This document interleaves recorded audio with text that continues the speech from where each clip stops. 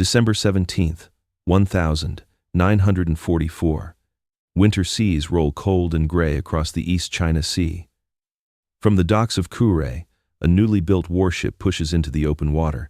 She is the IJN Unryū Cloud Dragon, one of Japan's last surviving fleet carriers. A vessel born of desperation, sent on her first mission, and destined never to return. Her decks are crowded, not with strike aircraft, but with crates. Hidden within are 30 MXY-7 Ohka rocket planes, crude but deadly suicide weapons meant for the skies above the Philippines. Alongside them lie aviation fuel, munitions, and over 1,000 soldiers bound for Luzon. The carrier has been transformed into a fast transport, its hangar packed with men and machines instead of wings and bombers. Escorting her are 3 destroyers times Shigure ***, Hinoki ***, and times Momi ***. Captain Konami Konishi stands on the bridge, aware of the dangers that lurk beneath the waves. Only weeks earlier, another prized ship, the massive times Shinano ***, had been sunk by an American submarine just days after leaving port. Every officer aboard times Unryu ** knows the same fate could strike them, yet orders are orders. The Philippines are collapsing. American troops press into Mindoro. Luzon is next. The empire is desperate, and time is running out. To her crew, the times Unryu * is a fragile hope. She represents what remains of Japan's carrier force. Once, the proud times Kido Butai times had ruled the Pacific.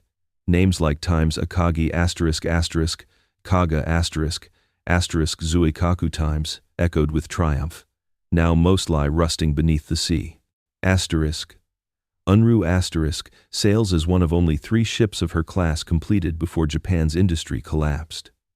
Below decks, the sailors work with quiet focus. Young men, many just 18 or 19, carry supplies, check bulkheads, and whisper about home. Some write hurried letters in cramped bunks, knowing they may never post them. Others stare across the gray horizon, imagining the warmth of family they left behind. The East China Sea offers no Beltec comfort. The wind cuts sharp, the spray stings cold, and oil fumes hang heavy from the engines. Somewhere in those waters, unseen and silent, American submarines prowl. By evening, the carrier's black hull fades into the horizon. Her voyage has begun. No one aboard knows it will also be her last. By late 1944, Japan's war at sea had become a fight for survival. The once mighty Imperial Navy was shattered. Fuel reserves were nearly gone.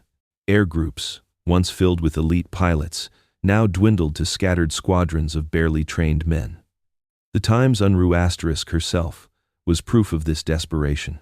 Ordered in 1941, she was designed as a quick replacement for carriers lost at Midway. But resources were scarce. Armor was thin, torpedo defenses minimal. She carried just a fraction of her intended aircraft, and now, instead of launching strikes, she was loaded down as a transport, stripped of her purpose.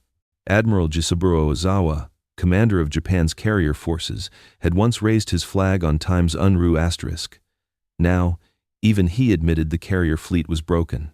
The Philippine front demanded reinforcements, and the Cloud Dragon was ordered to carry them south no matter the risk. The mission was perilous. American submarines stalked Japan's supply routes with ruthless success. In November, the giant carrier times, Shinano times, had been sunk by USS times, Archerfish times, with over 1,000 men lost. Every sailor aboard times Unryu * knew that story.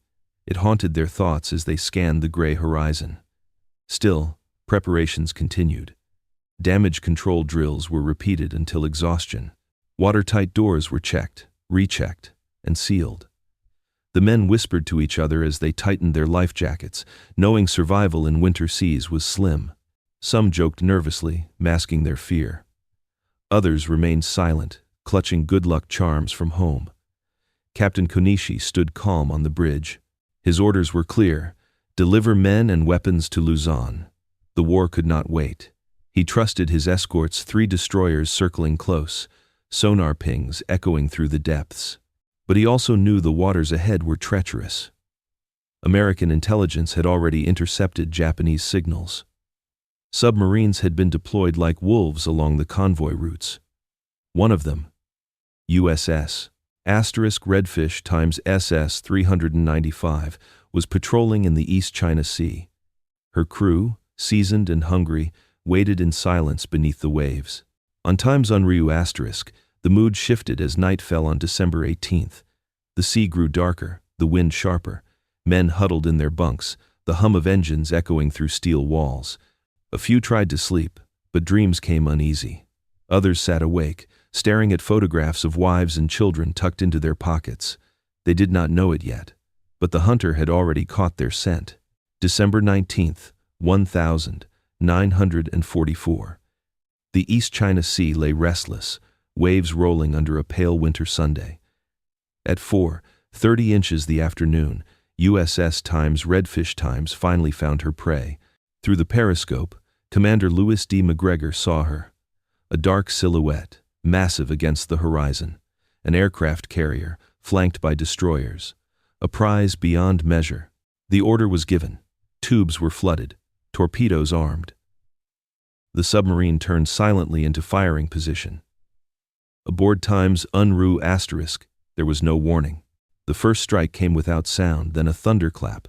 A torpedo slammed into the carrier's starboard bow. The steel hull shook violently. Men were thrown from their feet. Boiler rooms forward flooded instantly, steam hissing through shattered pipes. The carrier shuddered, slowing to a crawl. On the bridge, Captain Konishi gripped the rail, shouting for damage reports. Below decks, chaos. Smoke-filled passageways. Fires roared where oil had spilled. Sailors rushed with hoses, axes, and extinguishers, shouting through choking air.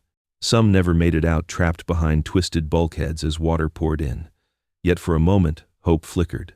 Pumps whirred. Counter-flooding corrected the list. The carrier began to move again, limping through the waves. Men cheered weakly, believing they might yet survive. But Redfish was not finished. At 4:50, a second salvo sped through the depths. The next torpedo struck amidships, near the forward elevator. The explosion ripped through aviation fuel tanks. Flames burst upward in a roaring column. Stored Ohka rockets detonated in a chain reaction, their warheads igniting in one catastrophic blast. The sky lit with fire. Black smoke towered high, visible for miles. On deck, men were hurled into the air, torn apart by flying steel. Below, compartments became instant furnaces. Survivors recalled the deafening roar, the heat so intense it seared lungs with a single breath. Captain Konishi gave the only order left: abandon ship. But time was cruel. The carrier listed sharply, rolling hard to starboard. Men scrambled over rails, diving into freezing water coated with oil. Screams mixed with the hiss of fire and the groan of tearing steel. Within just 7 minutes of the second strike, the Cloud Dragon was gone, swallowed by the sea in a final thunderous plunge. Of nearly 1,500 souls aboard, only 145 would ever see land again. The rest sank with her, entombed forever in the cold East China Sea. The sea was fire and darkness. When times Unryu* vanished beneath the waves, hundreds of men were left thrashing in the cold December water. Oil slicks spread thick, choking the surface. Flames drifted across the waves, lighting a grim scene of bodies, rafts, and wreckage. The destroyer Shigure turned back immediately. Captain Tameichi Hara, already a veteran of countless battles, ordered his crew to begin rescue operations. Depth charges still thundered into the sea as escorts hunted, Redfish*, yet Shigure pressed on, weaving between burning debris to pull survivors from the water. The task was brutal. Men clung to floating planks, screaming for help. Others, coated in fuel oil, could barely breathe. Many had broken bones or burns from the explosions. Some were silent, drifting face down as the waves carried them away. Rescue nets were thrown over the destroyer's side. Exhausted sailors clambered up, coughing, crying, collapsing on deck. A few were so badly burned they had to be lifted by hand.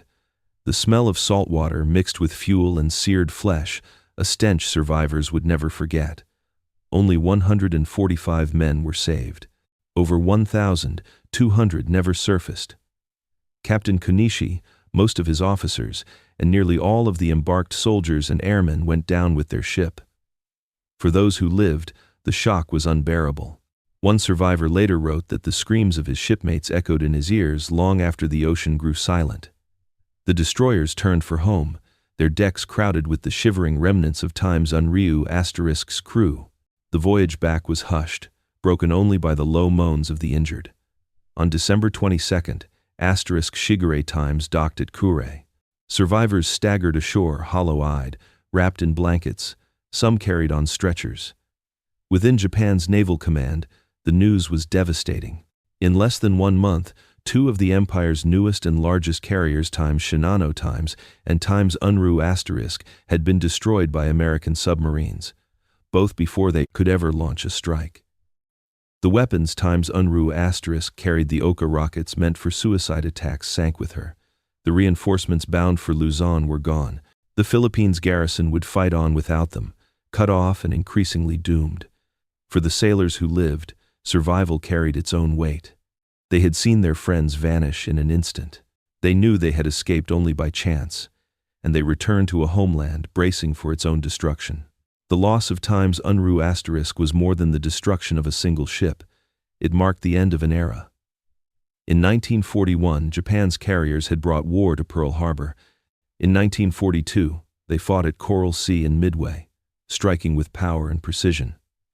But by December 1944, the carrier force that once dominated the Pacific was gone. Unryu*, designed in the shadow of that early triumph, never fulfilled her purpose. She sailed only once, and then, in fire and terror, she was gone. For the United States, her sinking was one more sign of victory drawing near.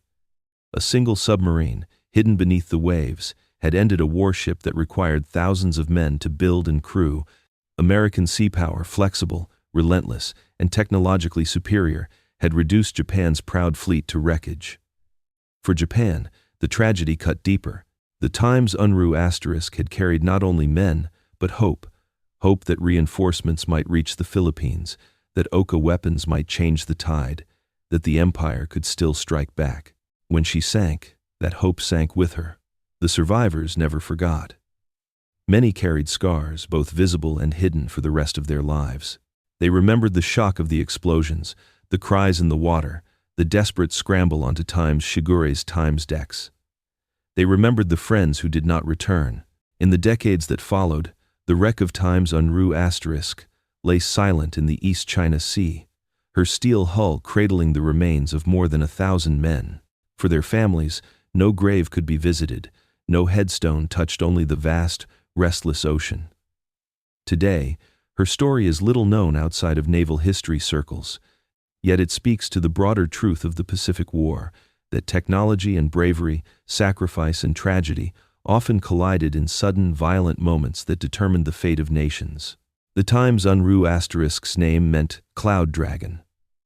She rose briefly from the shipyards of Kure, but vanished almost as soon as she appeared.